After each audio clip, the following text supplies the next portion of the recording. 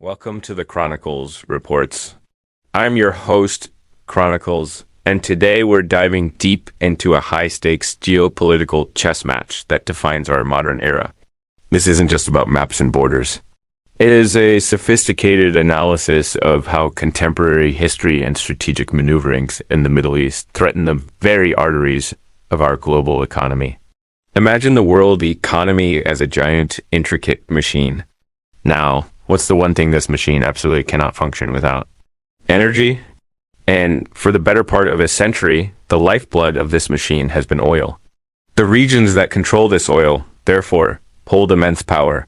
For decades, the global order was built around a simple yet fragile agreement. The United States would ensure the security of major oil-producing nations, particularly in the Middle East. And in return, these nations would sell their oil in US dollars.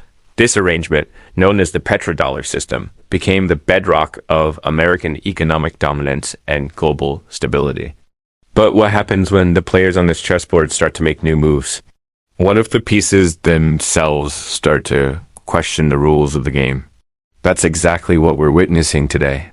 The world is shifting from a unipolar moment dominated by a single superpower to a multipolar world where new powers like China and Russia are challenging the old order. And the Middle East is the central stage for this dramatic power play. Let's break down the key players and their moves. First, you have the established power, the United States. For years, America's military presence in the Middle East was unquestioned. Its naval fleets patrolled the critical sea lanes like the Strait of Hormuz, through which a fifth of the world's oil passes every single day. This military umbrella guaranteed the safe passage of energy supplies and upheld the petrodollar. But a series of costly wars and a shift in domestic priorities have led to a re-evaluation of America's role. The famous pivot to Asia signaled a change in focus, leaving a power vacuum that other nations have been all too eager to fill. Enter China, the rising challenger. China's economy is a voracious consumer of energy. Securing long-term, stable energy supplies is not just an economic necessity. It's a matter of national security. For years, China was content to benefit from the security provided by the U.S. military. But now, Beijing is playing a more direct role. It's not doing this with aircraft carriers, at least not yet. Instead, China is using its most potent weapon, its economy. Through its Belt and Road Initiative, China is investing billions in infrastructure across the Middle East ports, pipelines, and railways. It's forging deep economic partnerships with countries like Saudi Arabia and nations that were once firmly within the American sphere of influence. A pivotal moment came when China brokered a historic peace deal between longtime rivals Saudi Arabia and Iran. This was a diplomatic earthquake.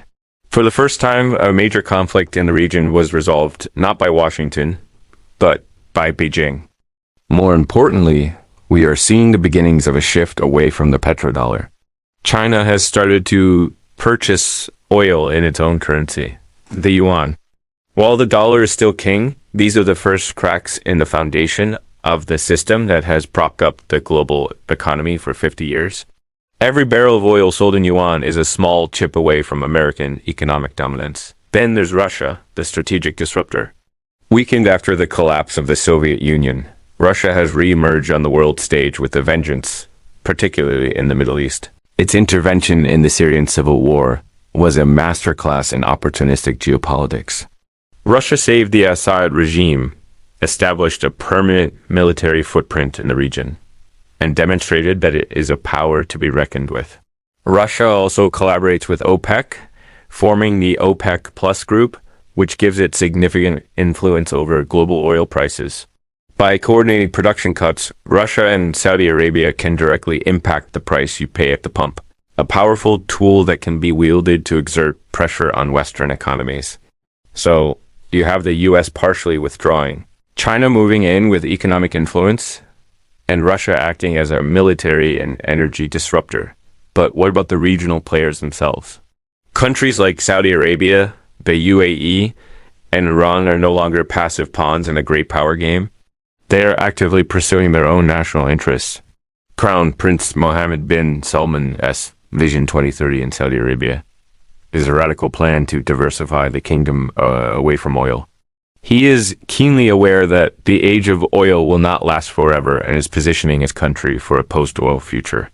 This means forging new alliances, even with former adversaries, and being open to partnerships with all major powers, be it the US, China, or Russia. They're hedging their bets, refusing to put all their eggs in one basket. The implications of this geopolitical realignment are profound. The arteries of the global economy, those critical shipping lanes and pipelines, are now at the center of a tense competition. The security guarantee once provided solely by the US is now being contested. Any conflict in the Strait of Hormuz or the Bab el-Mandeb Strait could instantly choke off a significant portion of the world's energy supply, sending shockwaves through the global economy and causing energy prices to skyrocket. This would lead to rampant inflation, disrupt supply chains, and could even trigger a global recession. We are entering an era of strategic uncertainty. The old rules no longer apply, and the new rules are still being written. The competition is not just about military might. It's a multi-dimensional chess game involving economics, diplomacy, and technology. The rise of drone warfare, cyber attacks on energy infrastructure, and the battle for control over new technologies like renewable energy add further layers of complexity to this already intricate game. For instance, the conflict in Yemen, often described as a proxy war between Saudi Arabia and Iran, has repeatedly threatened maritime security in the Red Sea. Attacks on oil tankers and infrastructure are a stark reminder of how fragile these economic arteries are. A regional conflict can now have immediate global consequences. The world is more interconnected than ever, but this interconnectedness is also a source of vulnerability. So, what does the future hold? Will we see a new stable equilibrium emerge? Or are we heading for a period of sustained conflict and instability? One possible scenario is a managed competition, where the major powers carve out their spheres of influence while avoiding direct confrontation. China might secure its energy routes through economic partnerships, while the US focuses on maintaining a technological and military edge. But the risk of miscalculation is high. A single incident in the Persian Gulf could escalate rapidly, drawing in multiple actors with devastating consequences. Another possibility is the accelerated decline of the petrodollar system. If more countries start trading oil in other currencies, it would erode the US dollar's status as the world's reserve currency. This would have massive implications for the American economy, potentially leading to higher borrowing costs and inflation. It would fundamentally reshape the global financial landscape. The key takeaway is this: the era of a single dominant power guaranteeing global economic stability is over. We are now in a far more complex and unpredictable multipolar world. The strategic maneuvers you see playing out in the Middle East are not just distant geopolitical news stories.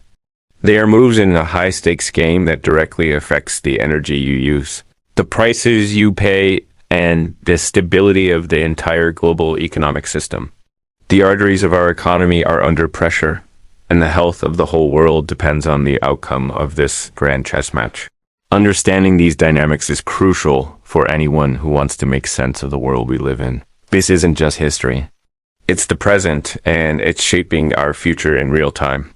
Thank you for joining me on the Chronicles Reports. If you found this analysis insightful, make sure to hit that like button, subscribe to the channel, and ring the notification bell so you never miss a deep dive into the forces shaping our world. I'm Chronicles, and I'll see you in the next report.